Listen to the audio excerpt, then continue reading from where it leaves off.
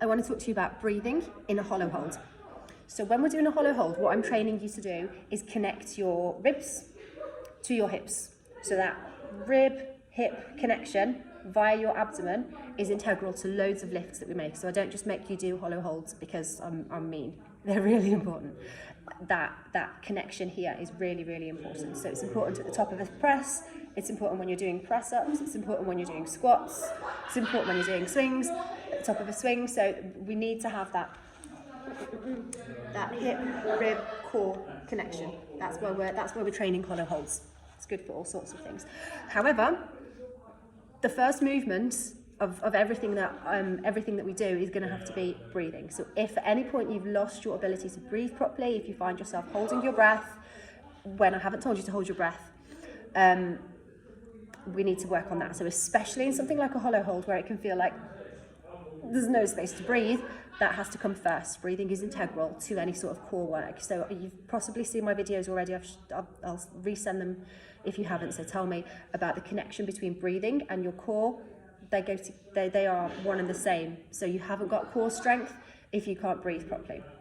So we're going to do a little drill that's going to show you how to breathe and build your rib, ab and hip connection. So you're going to lie down in kind of like a hollow hold position. So you're going to get onto the floor, press your spine gently into the floor. You can have your knees bent and your feet on the floor, so we don't have to load it like a hollow hold. You're going to lie down, can you see me? Like this, so feet on the floor. Then take your hands so that you've got thumbs on this is the bottom of my ribs here, my bottom of my rib cage. Thumbs on the bottom of your rib cage, little fingers on the bony bit of your hips there, and then your fingers can just rest in the middle. And then as you breathe out, I want you to feel like you're kind of shrinking the distance between your fingers. So as you breathe out, that distance is getting smaller. As you breathe in, keep that distance exactly where it is. So you're not going to expand your hands as you breathe in. So keep that distance as you breathe back in. And then as you breathe out, squeeze even more. So like you're trying to get your fingers even closer together. Don't move your fingers, it has to be coming from the movement here.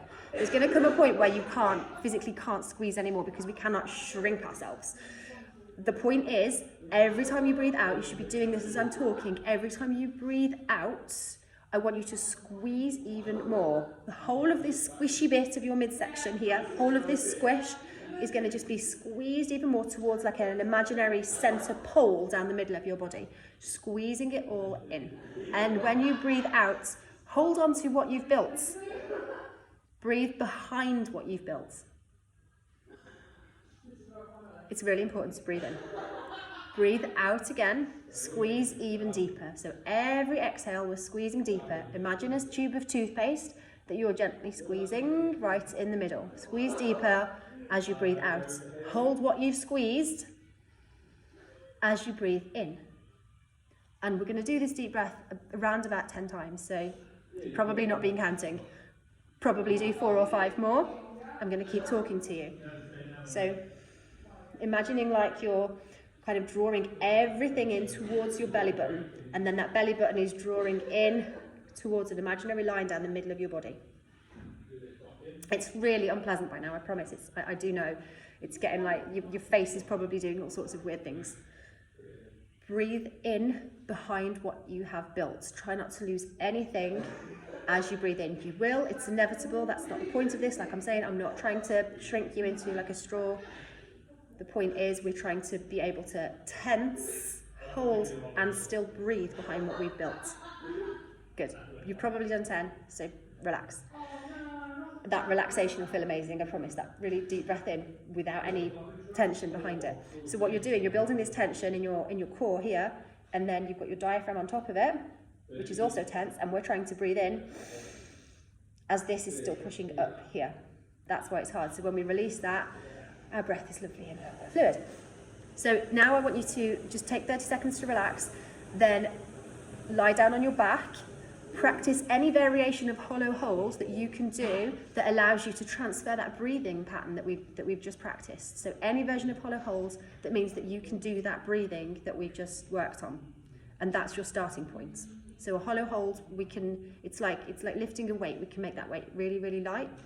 We've talked about how to do that in my previous hollow hold tutorial, or we can make it really heavy. So take it to the level that you can do 10 breaths, just like we've just done, maintaining that breathing pattern.